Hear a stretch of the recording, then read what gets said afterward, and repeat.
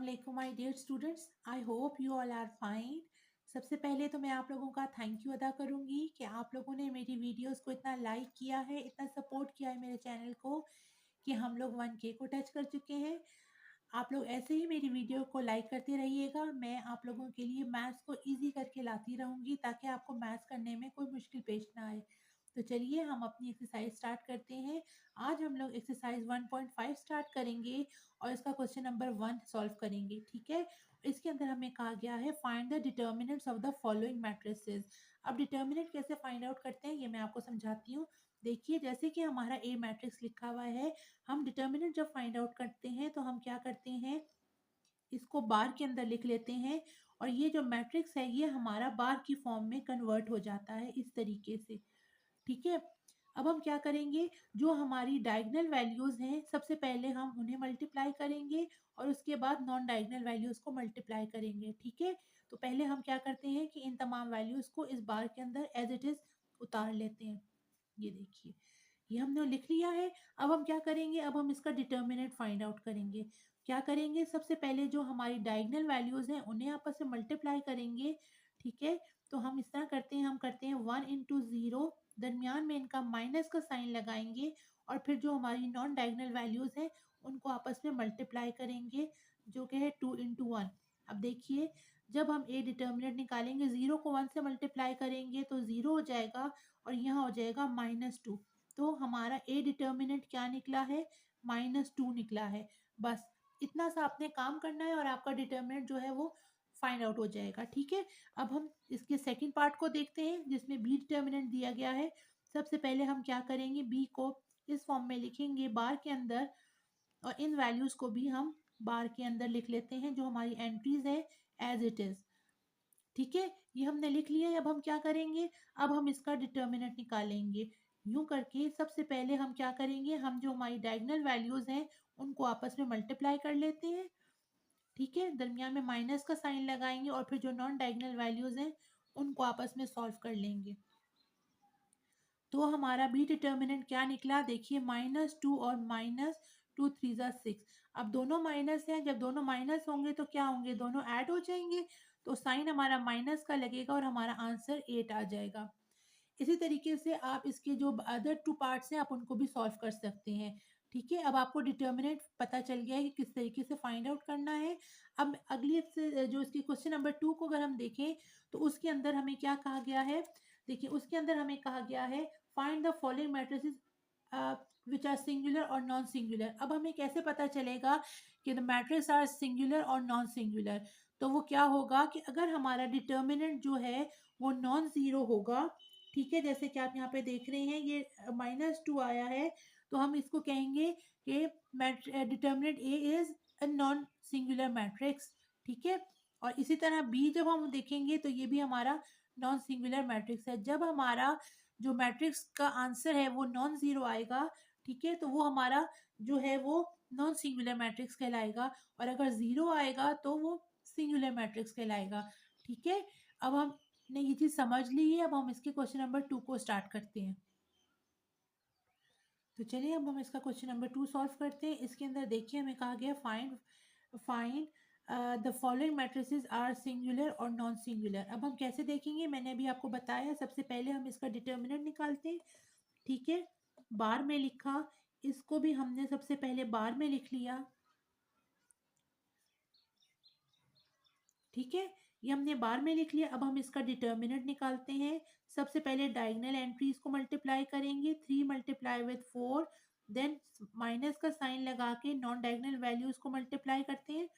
तो हमारे पास ए डिटर्मिनेंट क्या निकल रहा है, यहाँ पे देखिए 12 -12।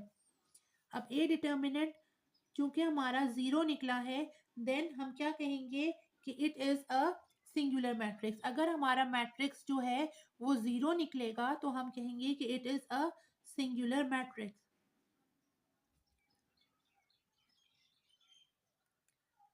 ठीक है, ये हमारा सिंगुलर मैट्रिक्स हो गया। अब हम क्या कहते हैं, हम इसका फोर्थ पार्ट को पहले देख लेते हैं, उसके बाद मैं आपको थर्ड पार्ट करके दिखाऊंगी।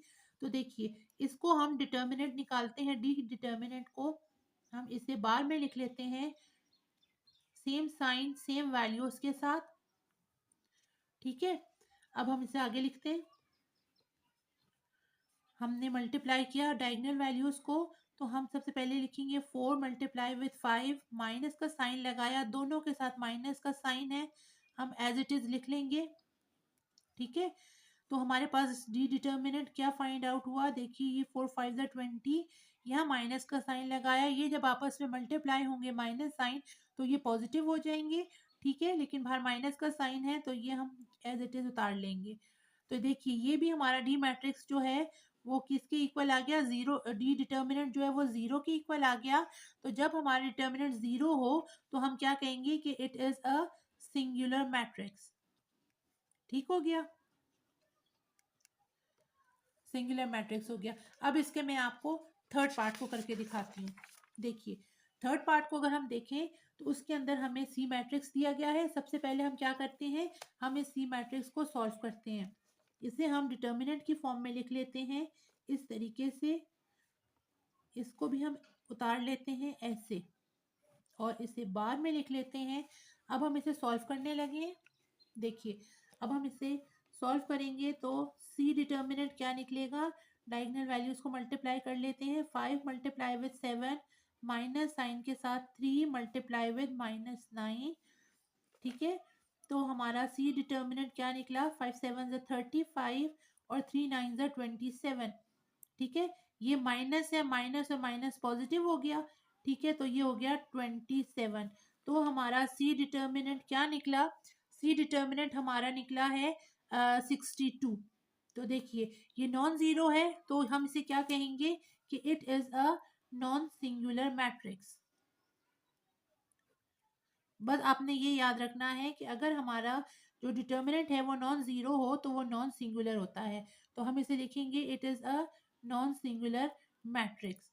ठीक हो गया, नॉन सिंगुलर मैट्रिक्स हो गया हमारा ये। इस तरीके से हमारा ये सेकंड क्वेश्चन भी सॉल्व हो गया है। हमने इसके अंदर सिंगुलर और नॉन सिंगुलर मैट्रिक्स को फाइंड आउट करना सीखा कि कौन से सिंगुलर होते हैं और नॉन सिंगुलर होते हैं। अब इसके मैं आपको थर्ड पार्ट की तरफ लेके चलती हूँ, थर्ड क्वेश्चन की तरफ। चलिए अब हम क्वेश्चन नंबर 3 सॉल्व करते हैं। इसके अंदर हमें कहा गया है find the multiplicative inverse if exist of each. अब हमें मल्टीप्लिकेटिव इनवर्स कैसे फाइंड आउट करेंगे कि सबसे पहले हम ए डिटर्मिनेंट निकालेंगे। ठीक है, जैसे हमने अभी पिछले क्वेश्चन में किया है, अगर हमारा डिटर्मिनेंट जो है वो नॉन जीरो हुआ और नॉन सिंगुलर हुआ तब हम उसे फर्दर सॉल्व कर सकते हैं। अगर हमारा सिंगुलर हुआ, जीरो के इक्वल हुआ, तो तब हम उसे फर्दर सॉल्व नहीं कर सकते, यानी तब हम उसका मल्टीप्लिकेटिव इनवर्स नहीं फाइंड आउट कर सकते। ठीक है, तो सबसे पहले हम जो हमारा मल्टीप्लिकेटिव इनवर्स का एक फॉर्मूला है वो लिख लेते हैं। क्या है, वो है A inverse is equals to adjoint of A over A determinant. अब ए इनवर्स निकालने के लिए हमें एडजॉइंट ऑफ ए भी निकालना पड़ेगा और उसका डिटर्मिनेंट भी फाइंड आउट करना पड़ेगा। तो सबसे पहले हम इसका डिटर्मिनेंट फाइंड आउट करते हैं। ठीक है, तो ए डिटर्मिनेंट हमारा कैसे फाइंड आउट होगा, देखिए ए डिटर्मिनेंट हमारा फाइंड आउट होगा ऐसे कि सबसे पहले हम डायगोनल वैल्यूज को मल्टीप्लाई करते हैं आपस में और फिर नॉन डायगोनल वैल्यूज को मल्टीप्लाई करेंगे। ठीक है, तो हमारा ए डिटर्मिनेंट क्या निकला, 0 -6। तो हमारा ए डिटर्मिनेंट निकल आया -6। ठीक हो गया, अब हमारा डिटर्मिनेंट निकल आया, अब हमने एडजॉइंट निकालना है। अब देखिए हमारा एडजॉइंट कैसे निकलता है, बहुत ही सिंपल है। एडजॉइंट ऑफ ए के अंदर हम क्या करते हैं कि जो हमारी डायगोनल वैल्यूज हैं उनकी हम पोजीशन चेंज कर देते हैं, और जो नॉन डायगोनल वैल्यूज हैं, एंट्रीज हैं हमारी, उनके हम साइन चेंज कर देते हैं। अब आप गौर से देखिए हमारी डायगोनल वैल्यूज इधर 1 और 0 है, हम इनकी पोजीशन चेंज कर देंगे, 0 और -1 यहाँ ले आएंगे, और जो हमारी नॉन डायगोनल वैल्यूज हैं उनके हम साइन चेंज कर देंगे। उनकी पोजीशन चेंज नहीं करनी है, उनके सिर्फ हमने साइन चेंज करने हैं। ठीक है, इसे हम मैट्रिक्स में लिख लेते हैं। ये हमारा एडजॉइंट निकल आया। अब हमारा जो डिटर्मिनेंट है वो जो है वो नॉन जीरो है। ठीक है, जब वो नॉन जीरो होगा तो वो क्या होगा, वो नॉन सिंगुलर होगा, तो इसकी वजह से हम इसको फर्दर सॉल्व कर सकते हैं। ठीक है, तो चलिए अब ए इनवर्स निकालते हैं। हमारे पास दोनों वैल्यूज आ चुकी हैं, तो हमारा ए इनवर्स क्या निकलेगा? सबसे पहले हम एडजॉइंट ऑफ ए लिखेंगे 0 -3 और -2 और -3, ये हमने लिख लिया। इसको हम क्या करेंगे? इसको हम मैट्रिक्स की फॉर्म में लिख लेंगे और नीचे हमारा डिटर्मिनेंट निकला था, ए डिटर्मिनेंट क्या निकला था? -6 निकला था, उसको हम नीचे लिख लेते हैं। ठीक है, अब हमारे पास ये आ गया। अब हम क्या करेंगे? अब हम इन तमाम वैल्यूज को 6 के साथ डिवाइड कर देंगे। ठीक है, तो देखिए हम इसको डिवाइड करेंगे तो ये हो जाएगा हमारे पास 0 बाय -6 -3 बाय -6 और नीचे चले जाएंगे तो हमारे पास हो जाएगा -2 विद -6 एंड -3 विद -6। अब हमारा ये निकल आया, इसको हम मैट्रिक्स में लिख लेते हैं इस तरह। ठीक है, अब हमारी ये कट हो जाएगा, 3 1 ज़ा 3, 3 2 ज़ा 6, यहाँ भी कैंसिल हो जाएगा और यहाँ भी ये 2 3 ज़ा कैंसिल हो जाएगा। ठीक है, अब हम इसे फर्दर सॉल्व करते हैं। यहाँ हम लिखते हैं ए इनवर्स, यहाँ हमारे पास 0 को 6 से जब हम डिवाइड करेंगे तो हमारे क्या आ जाएगा? 0 आ जाएगा। यहाँ क्या आया हमारे पास? 1/2 आ गया और ये माइनस साइन भी आपस में कैंसिल हो गए। ठीक है, ये सारे माइनस साइन आपस में कैंसिल हो जाएंगे तो ये हमारे पास आ जाएगा पॉजिटिव 1/2। यहाँ चले जाएंगे तो हमारे पास आ जाएगा 1/3 और यहाँ क्या आ जाएगा? 1/2। तो इस तरीके से हमारा जो ए इनवर्स है वो सॉल्व हो गया। ठीक है, और ये हमारा आंसर आ गया। बहुत इजी है, आपको बस ध्यान से करना है तो हम ये इजीली सॉल्व कर सकते हैं। ठीक है, अब हम इसके सेकेंड पार्ट को सॉल्व करते हैं। ये देखिए और हो गया हमारा सेकेंड पार्ट, ये हो गया हमारा बी मैट्रिक्स।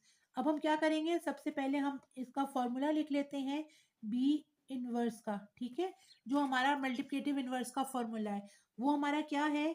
वो है adjoint of B over B determinant. अब हमारा ये लिखा गया फॉर्मूला। अब हम सबसे पहले क्या करते हैं? बी डिटर्मिनेंट को फाइंड आउट करते हैं। डायगोनल वैल्यूज मल्टीप्लाई करेंगे आपस में, देन नॉन डायगोनल वैल्यूज। ठीक है, तो हमारे पास बी डिटर्मिनेंट क्या आ जाएगा? -5 और +6, ये हो जाएगा हमारे पास बी डिटर्मिनेंट आ गया 1। ठीक हो गया, ये हमारा डिटर्मिनेंट निकल आया। अब हम क्या निकालते हैं? इसका एडजॉइंट निकालते हैं। हम एडजॉइंट ऑफ बी निकालेंगे। यहाँ पे क्या करेंगे? हम डायगोनल वैल्यूज की पोजीशन चेंज कर लेते हैं और नॉन डायगोनल के साइन। तो ये हो जाएगा -5 1 3 और -2। ठीक है, ये हमारा एडजॉइंट निकल आया बी मैट्रिक्स का। अब हम क्या करते हैं? अब हम क्या करेंगे? अब हम इनको फॉर्मूले में अप्लाई करते हैं। तो यहाँ पे हमारा बी इनवर्स क्या निकलेगा? हम यहाँ लिख लेते हैं बी इनवर्स, इधर हम अप्लाई करते हैं एडजॉइंट बी की वैल्यू को, -5 -2 3 और 1, इसे हम मैट्रिक्स में लिख लेते हैं और नीचे हम लिख लेते हैं जो हमारा डिटर्मिनेंट निकला था जो कि आया था 1। ठीक है, अब आगे देखते हैं। हम यहाँ लिखते हैं बी इनवर्स और सबको डिवाइड कर लेते हैं। -5 with the 1, -2 with 1, 3 with 1 and 1 with 1। ठीक है, ये हमने सारा डिवाइड कर लिए। अब हम इसे सिंपल करेंगे तो देखिए ये हमारा एज इट इज वैल्यूज आ जाएंगी, -5 -2 3 एंड 1। ठीक हो गया, ये हमारी वैल्यूज एज इट इज आ जाएंगी और ये इस तरीके से हमारा बी इनवर्स जो है वो फाइंड आउट हो जाएगा। ठीक है, इस सवाल के साथ ही मैं ये एक्सरसाइज एंड करती हूँ। ठीक है, अब इसके बाद हम नेक्स्ट वीडियो में आपसे फिर दोबारा मिलूंगी और इसके थर्ड क्वेश्चन के फर्दर 2 पार्ट्स आपको सॉल्व करके दिखाऊंगी। टिल देन अपना बहुत ख्याल रखिएगा। अल्लाह हाफिज।